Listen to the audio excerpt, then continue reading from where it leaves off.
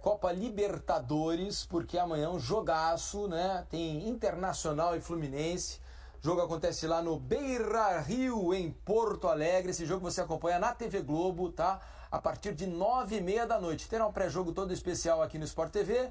Aí você vai lá pra Globo às 9h30, assiste o jogo. Quando acabar, você vem pra cá de novo com a cobertura toda especial do Troca de Passes, tá? Estaremos aqui para trazer toda a repercussão de Internacional e Fluminense. Quem passará para a final da Libertadores? Vamos fazer o seguinte, vamos colocar a provável escalação do Internacional. Quem será que Eduardo Cudê colocará em campo para enfrentar o Fluminense? Beira-Rio absolutamente lotado, com expectativa de quebra de recorde de público lá do Beira-Rio. Rocher no gol. Hugo Malo, olha só, hein, permanecendo com o Hugo Malo na lateral direita, fez um belo jogo, foi a surpresa, né? Surpresa, entre aspas, e ele aí no se primeiro recuperou, jogo. o Hugo Malo, da chegada dele, tem adaptação, o Felipe, quando ele jogou alguns jogos de zagueiro, o Vitão tava fora. Foi Recuperou bem lá, inclusive fez o gol, né? Ele fez um dos gols, né? Foi. Vitão, Mercado e René, aí Johnny, Maurício Arangues e Wanderson, Alan Patrick, Ener Valencia, ou seja, exatamente o mesmo time que iniciou o jogo do Maracanã. Não dava para mexer também, né? Não. O Inter fez um grande jogo no Maracanã. Acho que é o que o Inter tem de melhor nesse momento. Vai ser muito importante a questão do Maurício, sim, estar no jogo. E, naturalmente, o restante que já vem produzindo muito bem. Lá se encaixou muito bem as características. Né? Tem impressão, apesar do ótimo jogo que o Inter fez, o Maurício e o Alan Patrick fizeram um jogo abaixo do que podem, né? Tecnicamente. Pelo talento que eles têm, a capacidade de decisão que esses dois têm, tem uma impressão de que jogando em casa no Beira-Rio eles tendem a participar mais. Eu espero que acredito que o Eduardo Cudê deve ter se convencido que não dá para tirar os dois ao mesmo tempo. Porque quando você tira os dois ao mesmo tempo, a equipe perde, e ainda disso ele tirou o Arangues também, os três. Ele perdeu muito em criação, valorização da posse de bola. Felipe, às vezes tem característica de atleta, principalmente dos mais técnicos. Alan e Maurício, sobre a questão de ter ficado 2 semanas sem jogar. Então, às vezes, isso também pode fazer diferença. A substituição até passa por esses motivos.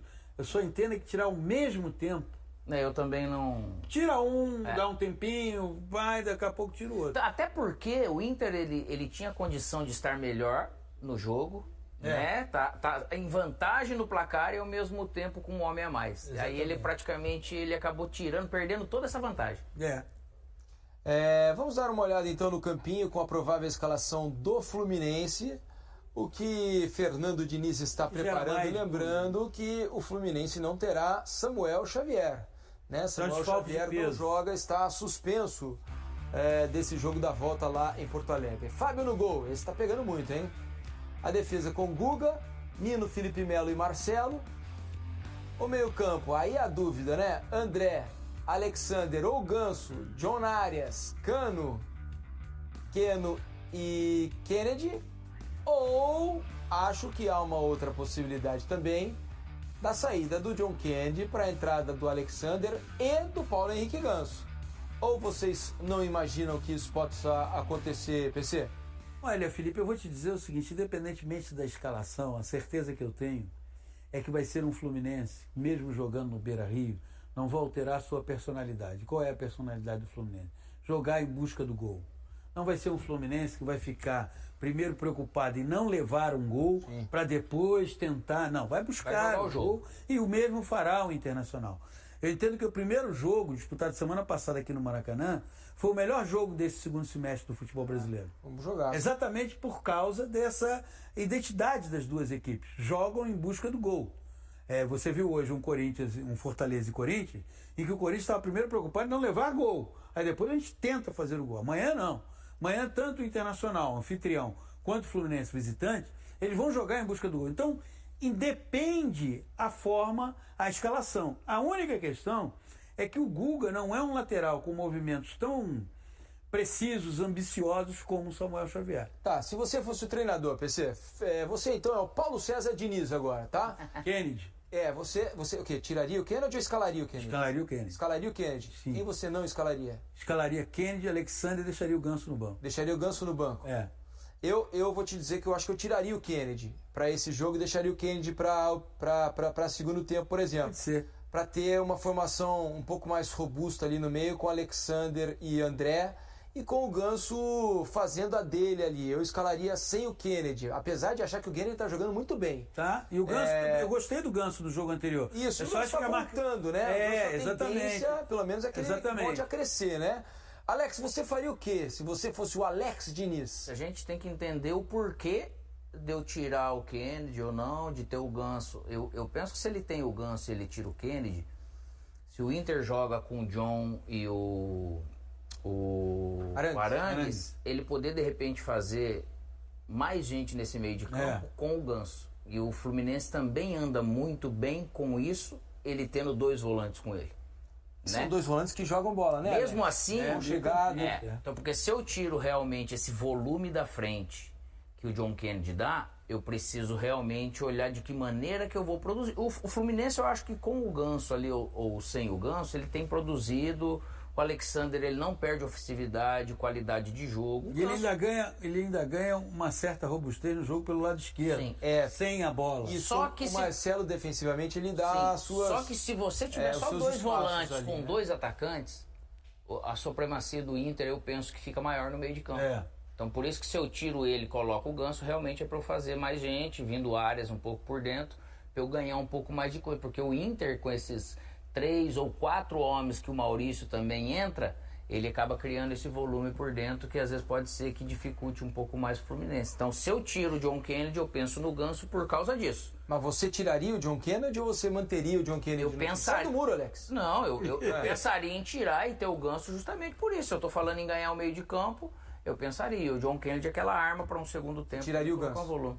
Não, aí eu tiraria o Kennedy e colocaria o Ganso para fazer 4. O interessante do jogo, amanhã, primeiro é ver se o Guga vai ter uma postura mais defensiva e de repente alguém caindo aqui mais pelo lado direito, porque o Inter joga com o Wanderson, que é um ponta muito de partir para cima. Que é a velocidade do time, ele e o Enner, né?